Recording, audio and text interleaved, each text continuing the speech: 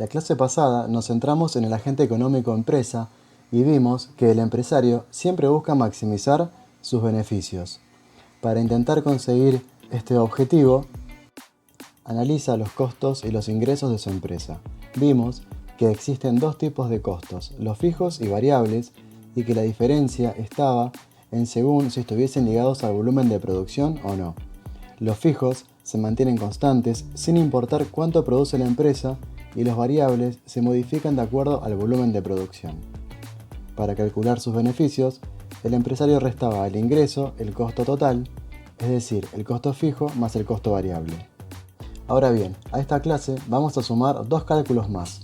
Por un lado, el ingreso marginal y por otro, el costo marginal. El ingreso marginal es el cambio en el ingreso total cuando la cantidad vendida se incrementa una unidad.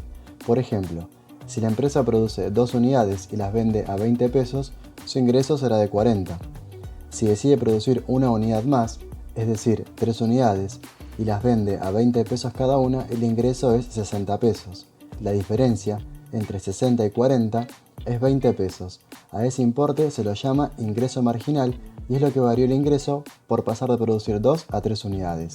El costo marginal es la variación que se produce en el costo total, en caso de aumentar la producción en una unidad más. Es decir, el empresario va a calcular cuánto aumenta su costo total cada vez que agrega una unidad más a la producción. Por ejemplo, si cuando produce 2 unidades su costo total es 10 pesos y cuando produce 3 unidades su costo total suma 15 pesos, ¿cuánto varió el costo total? Bueno, en 3 unidades me cuesta 15 y en 2 costaba 10, así que de 15 a 10 pesos hay 5 de diferencia. Esos 5 pesos es el costo marginal por producir una unidad más. En el nivel de producción óptimo para un empresario, el costo marginal es igual al ingreso marginal, es decir, donde logra los máximos beneficios. Veamos un ejemplo reflejado en la tabla. Como verán, a la tabla que trabajamos la clase pasada vamos a agregarle dos columnas más, la de ingreso marginal y la de costo marginal.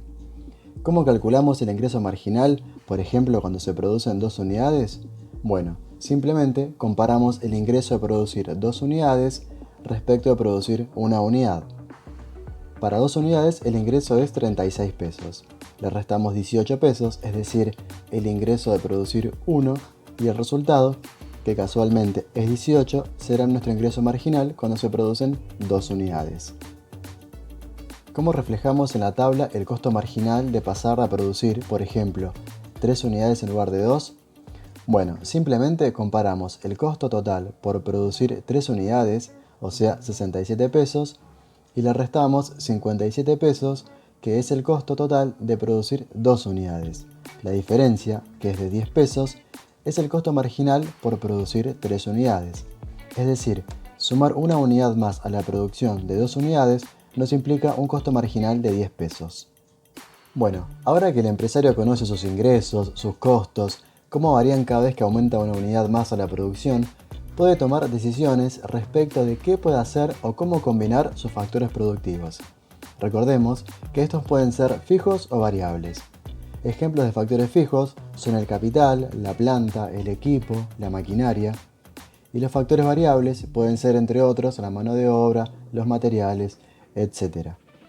Estas decisiones pueden ser de dos maneras según dónde ponga énfasis el empresario. De corto plazo, es el periodo de tiempo durante el cual no es posible alterar al menos uno de los factores utilizados en un proceso de producción. Las empresas pueden ajustar la producción cambiando los factores variables, mano de obra, materiales, mientras que los factores fijos como el equipo y la maquinaria siguen iguales.